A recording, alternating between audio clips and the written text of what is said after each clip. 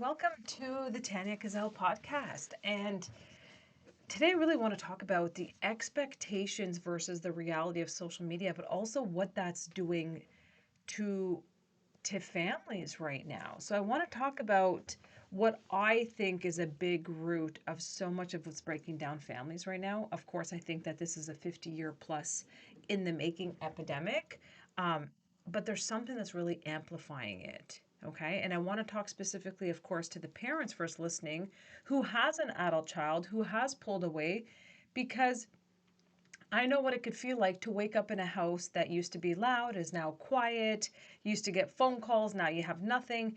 It's like, and then what it also feels like to be able to scroll through your phone and see what other families together look like, right? The laughing, the hugging, they're posting Mother's Day tributes and birthdays, and to feel like that ache in your chest that you can't even fully describe, and then to wonder, what did I do? What did I miss? Why is this happening to me? I thought I did the best that I could. I did everything. I gave up. I worked 2 jobs. I was a single mom. Like, there's so many different scenarios. And before we get into the psychology of what I want to share with you today, I want you to hear me when I say that the version of family that you're seeing online is not the version of family that actually exists in real life.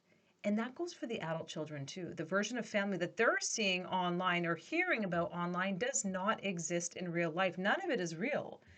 And the comparison that so many are making between your family and others, that's hurting, especially when theirs looks so perfect. It's one of the most painful and yet the most unfair comparisons you could ever make for yourself because you're comparing your full, complicated, real, broken open story to a 30-second clip or a 1-minute clip that someone filmed and edited and posted online. And this is where I really want parents to hear me. So much of what your child is using to interpret you right now, the words, the labels, the frameworks, the certainty that they have about who you were as a parent, a big part of that came from the same place, from a curated, filtered, algorithm fed and led world that has been quietly telling them what a healthy parent should have looked like, or what real love should actually have felt like, what their childhood should have been like, and then measured against a fantasy that every parent fails. Yours did. You did. I did. Mine did. Every parent fails because the standard is not a real standard, it's a script. And the script wasn't written by someone who actually loves your child. It was written by an algorithm that profits when your child feels wounded enough to keep scrolling for the next video that explains why and validates their feelings and makes it so that their feelings are facts, which I'm going to talk about in another episode about, Carl Rogers and how the person-centered therapy came up and all of that. But I wanted to back this up a little bit with psychology, because I think when we really understand what's actually happening in the brain, we stop blaming ourselves. And that's not to say that accountability is needed, of course, because I think we always have to be able to have some kind of personal accountability, look ourselves in the mirror and say, what work do I need to do? How can I be a better person overall? However, it's not just about blaming ourselves. We have to start seeing the system. And there's a researcher called Leon Festinger, and I could totally be jeopardizing his name, but Festinger, whatever.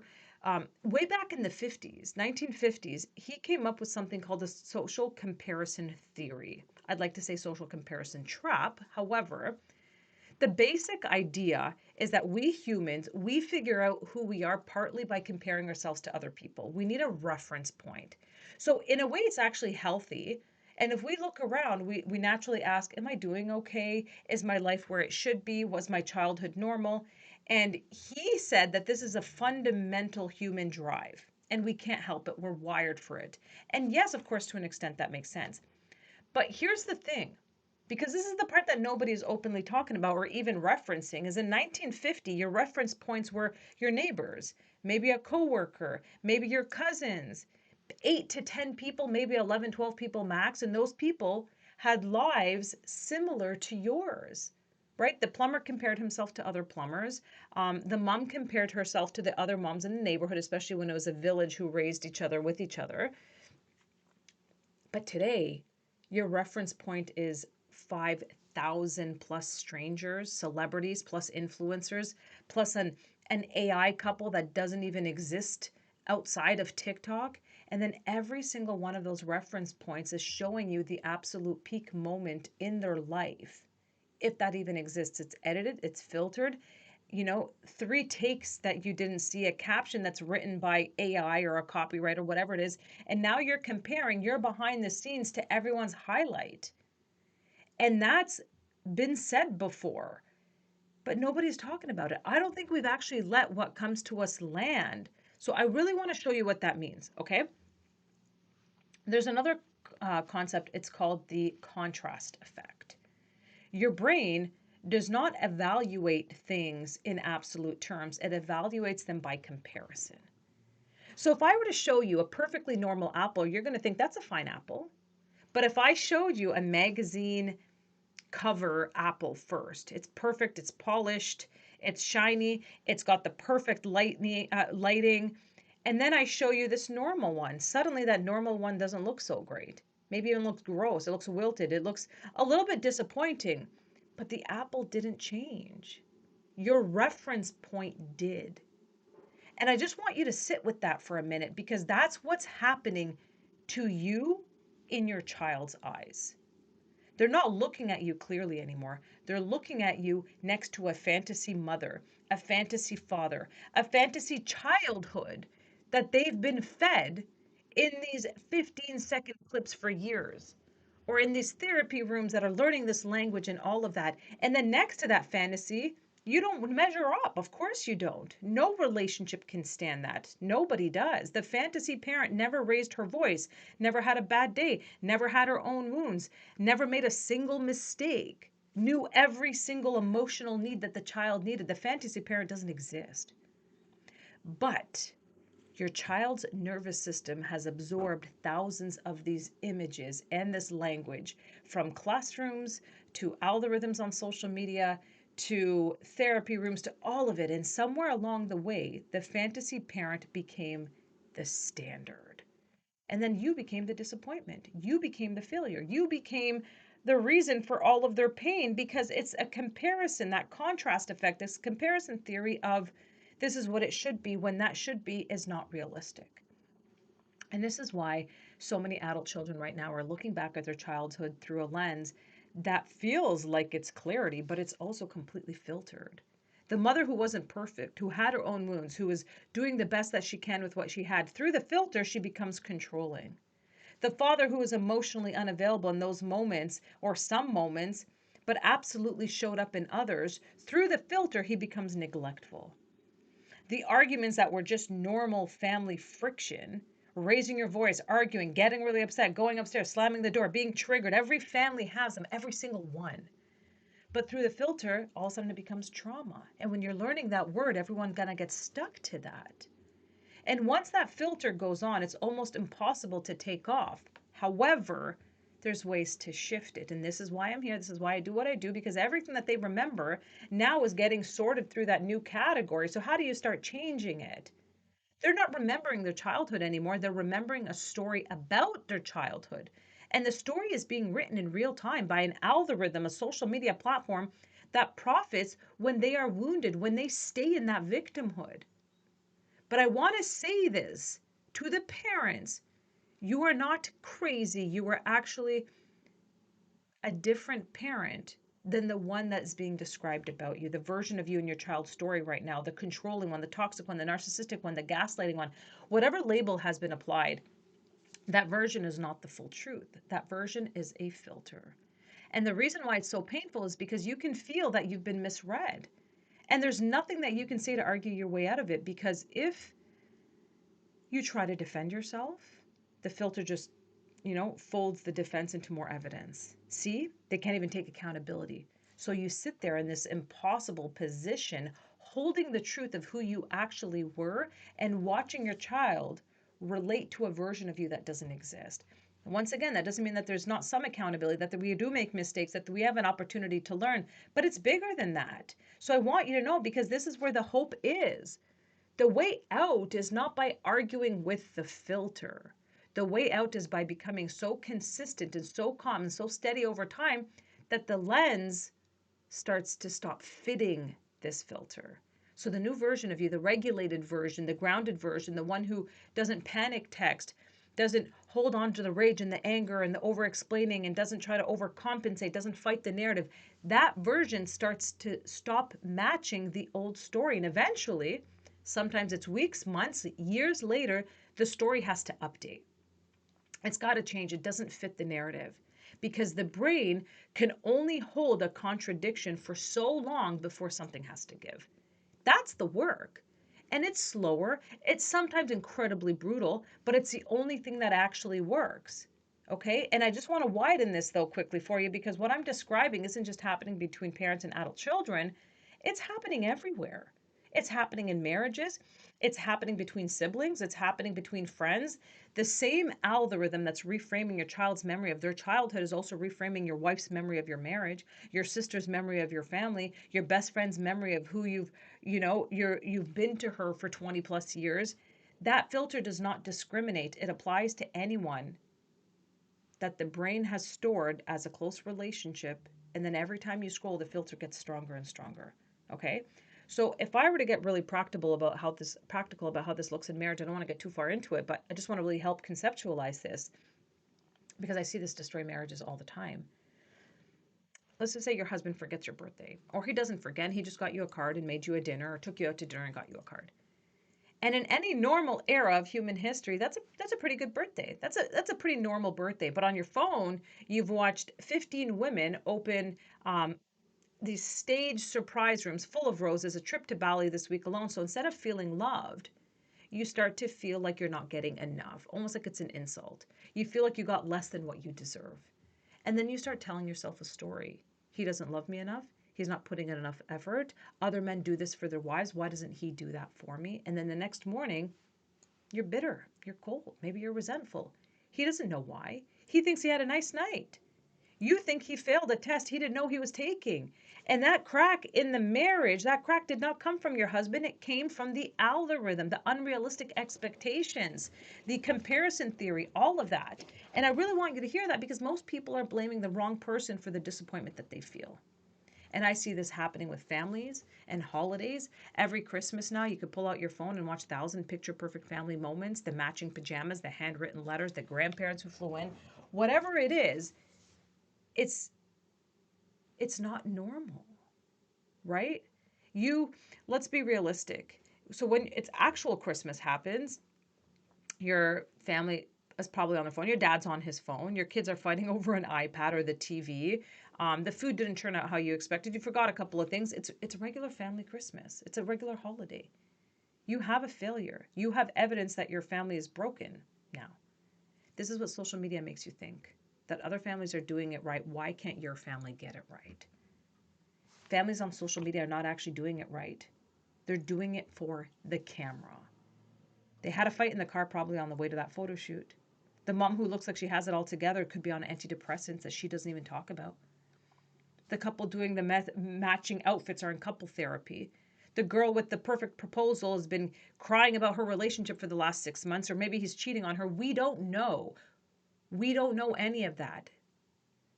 But knowing doesn't override what your nervous system is absorbing thousands of times a day. Your brain treats those images like data. It builds a model of reality from them. And then it judges your real life against that model. And the verdict, the outcome, the conclusion is always the exact same. You're not doing enough. They're not doing enough. Your parents are not enough. They're not enough. Everything, nothing is enough. And I'm not trying to dismiss real problems here. Yes, some families have real wounds. Some marriages have real problems. Some estrangements are happening from genuine danger and fear. I'm not talking about those. I'm talking about the ones that are workable, salvageable, that are pretty good and on it to an honest standard when you compare it to an honest standard. I'm talking about the families that had normal levels of dysfunction that every single family has. But the adult child started seeing every memory through the lens of 15 TikTok therapists telling that their parents were narcissistic. I'm talking about people throwing away real, imperfect, deep human love because they got handed a script that said that the love that they received should have been different. It shouldn't. Real love does not feel like that. Real love is boring sometimes. It's triggering sometimes. It's annoying sometimes. It's incredibly infuriating sometimes. That's the thing. But we've been taught to mistake that with reality. We can leave a person who have stayed with us forever. Okay? And I want to bring in something that I think a lot about in my work and what I do, which is what I call the expectation drift. Every hour that you spend on social media, your brain is being taught what to expect from your real life. Now, parents, I want you to hear this because this is going to help you see the lens from your child. Every hour, you're either voting for staying calibrated to your real life or you're voting for the algorithm to set your expectations. There's no neutral. You don't get to scroll for 2 hours a day and not have your standards reshaped. That's how the brain works. This is why it could be a dangerous place when you're coming from a place as a consumer on social media. The brain absorbs what it's exposed to. If you're exposed to it for hours a day to a world that doesn't exist, your nervous system is going to start treating that fake world as the baseline, and then your real world feels like a deficit. You feel like you're lacking. To the adult children who are listening, there are some of you, because I know that estrangement conversations get listened to from both sides, and I want to invite you to really ask yourself a question. How much of what I think about my parents am I actually remembering? How much of it has been recently, or how much of it has recently been re-narrated by content I've been consuming, by people that are validating my feelings? Because the brain doesn't really know the difference. The brain just knows what story has repeated the most. If you've even spent 2 years on TikTok being told that any uncomfortable feeling in your childhood was abuse, your brain is rewriting your childhood. That doesn't mean that your pain is not real. That doesn't mean that there wasn't childhood wounds. Your pain is real. But the explanation for the pain, the framework you're using to understand it and that you're applying, that is where it's not always real. And they're not going to tell you the full truth on social media. And this is why I always bring it back to God and to faith. This is the part where it has to come in. The algorithm has no interest in your peace. The algorithm has no interest in your family. The algorithm has no interest in whether you could sit on a couch with your mom on a Sunday and feel okay. The algorithm wants you scrolling. It wants you on the app longer. That's it. That's the whole goal. And the things in your life that are actually good content, that are feel good moments, that makes a good life. And every one of us has to choose every single day whether you're going to live for the content and put unrealistic expectations on yourself, or you're going to live for the real life and enjoy the relationships and enjoy the family and enjoy the relationships and everything else that you have. So if there's one thing that I could say that I'd want you to do this week, just one, I want you to put your phone down for 30 minutes during a normal moment with someone that you love. Whether a car ride, you're sitting on the couch, I want you to just notice them. No comparison. No composing the perfect picture, no rating the experience. I want you to just be in it and see what happens. Because I will tell you, in the work that I do helping parents and families reconnect, the breakthrough almost never happens through some big conversation. It happens in the small, ordinary, undocumented moments where two people can just exist together without an audience, without unrealistic expectations. That's where the repair starts. When you remember who these people actually are to you underneath all the stories that have been told about them. And to the parent who's hurting right now, who's been comparing your family maybe to something that is never going to be, I want you to hear me that the disappointment that you're feeling, the pain that you're feeling, a lot of it is not coming from your life. A lot of it is coming from your phone. Same thing for that adult child. And there's good news because you can do something about that. You can recalibrate. You can get your expectations back to something about that. Notice the success stories that I share. It's okay to be hopeful, and you should be hopeful because God is great. But do not measure yourself against a fantasy mother or family that does not exist. So many of you, before I started talking about this topic, really felt that you were alone in this until I brought light to it. And you felt like you were alone, and because you felt like you were alone, you were comparing yourself to a fantasy parent. That does not exist, right? The shame, the self-blame, the constant feeling of not being enough. And then you notice, wait, I'm not the only one. And this is the reality. I'm trying to bring this back to you. Because no one's life is perfect. No relationship is perfect. No family is perfect. And I want you to start noticing the comparison trap. Adult children, parents, family, couples, all of it. Notice where this comparison trap is coming from. Notice the gap between the life on your on a screen and the life that you're actually living. And start setting those realistic expectations in a way that makes you feel good, and say, yes, I'm dealing with family dysfunction. Yes, I'm dealing with the hardship. But this is not the end. This is actually very normal, and I need to stop comparing it to an unrealistic expectation, and I need to better understand this situation. I need to better understand myself, and I need to help myself become the better, healthier, happier version of myself so I can better navigate this world of social media. So, if you're enjoying this, I'd love for you to subscribe to my channel, you guys. I've got plenty of other videos, lots of topics, incredible people that I'm going to be collaborating and bringing on the show in the near future. So thank you so much for listening to Tania Talks, and God bless.